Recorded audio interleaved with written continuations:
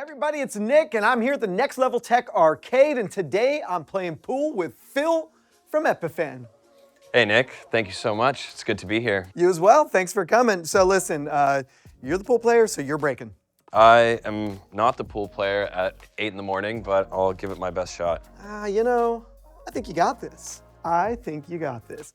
All right, so while you're breaking, let's lay down a few things. So Epiphan, you all make encoders and switchers and products for primarily, I mean, I would say education is a hot commodity, but I'm sure you drop into other markets. So what are the other places you guys tend to hang out in with the product? Yeah, so a lot of government entities, courts, education, as you mentioned.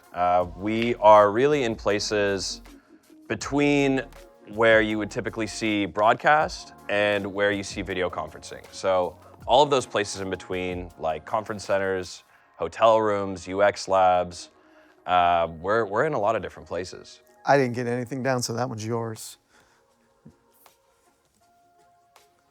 Yeah, I mean we're kind of all over the place, really. Wherever video needs to be captured and enhanced, then we fit into that spot. You know, primarily places where people don't want to worry about the video. People just want to receive it. And what's most exciting for you right now in this industry? Like what burgeoning technologies, what, problems that are being solved? What do you find exciting about this? Yeah, there's a lot of exciting stuff going on now, actually. Well, the thing that I really want to talk about the most is the rise of the open ecosystem. Finally got one in and I dropped white at the same time. Pathetic. Yeah, so with the rise of the open ecosystem, people want to automate their workflows. People want to be able to get connections in and out of their units a lot easier. So people don't want to live in a walled garden.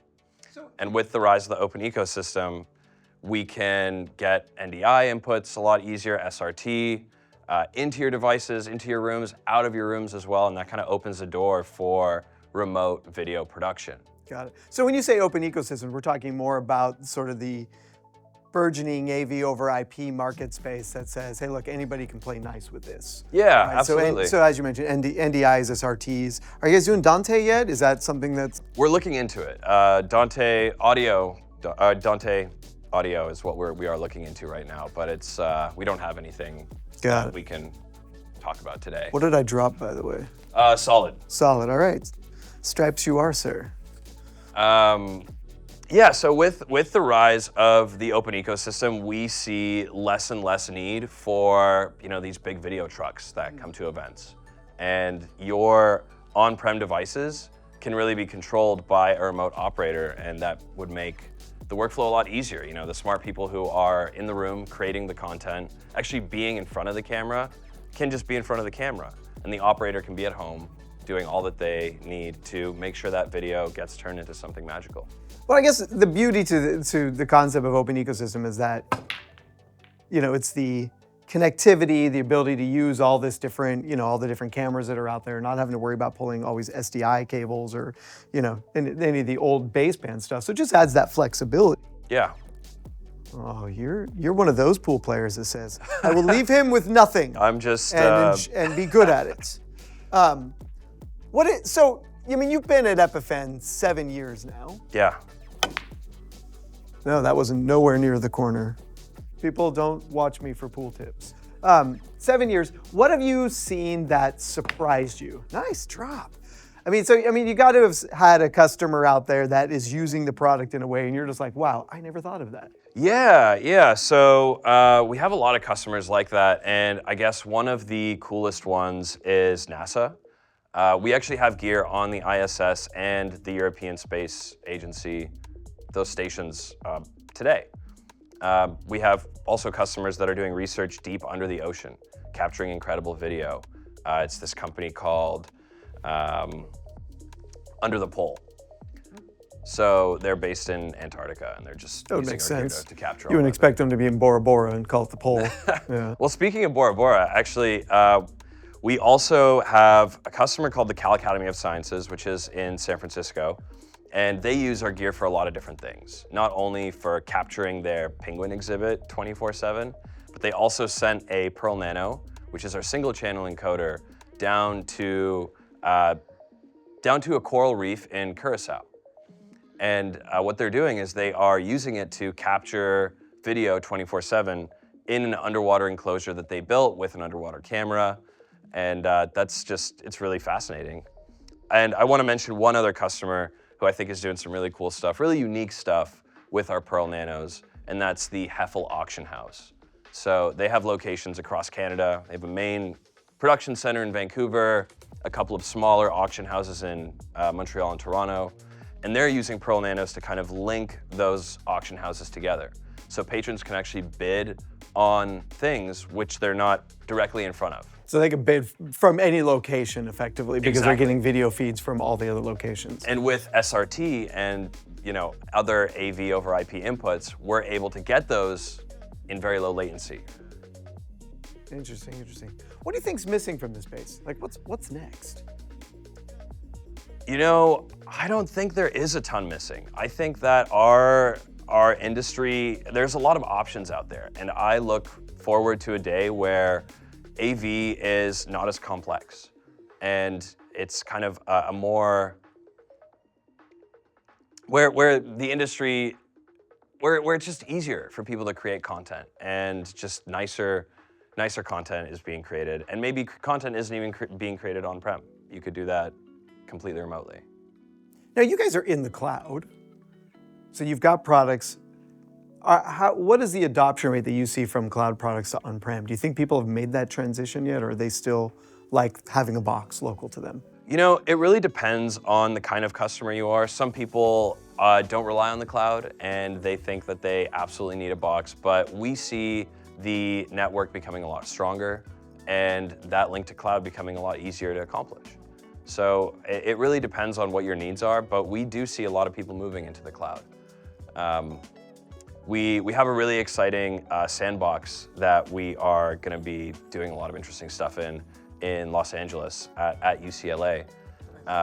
And what we're going to do is we are going to leverage the infrastructure that they. Oh yeah. Wait, it's you. Sorry, yeah, no, that's right. Getting caught up in the good conversation. See, that's what's supposed to happen, is we get locked in the moment. Oh.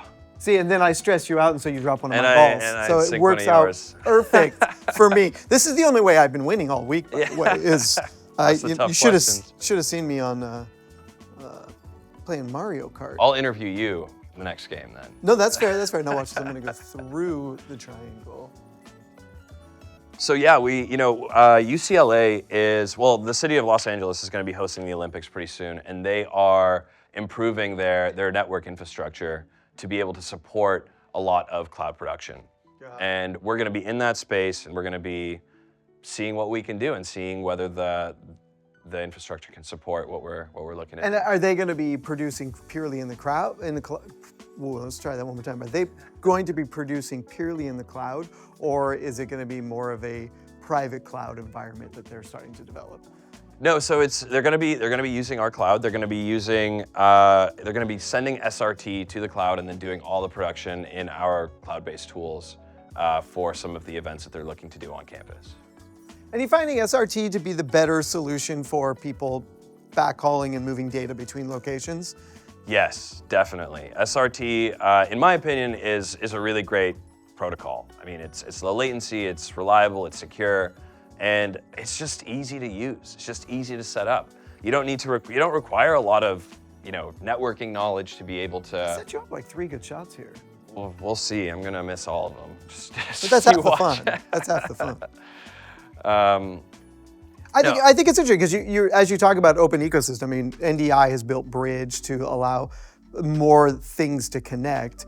And now that Bridge is starting to move into the device rather than being a service that has to run on a standalone machine, Yeah. I think it'll be interesting to see how much more Bridge kind of comes into that place, and if they truly compete with SRT in that vein, or people still send it.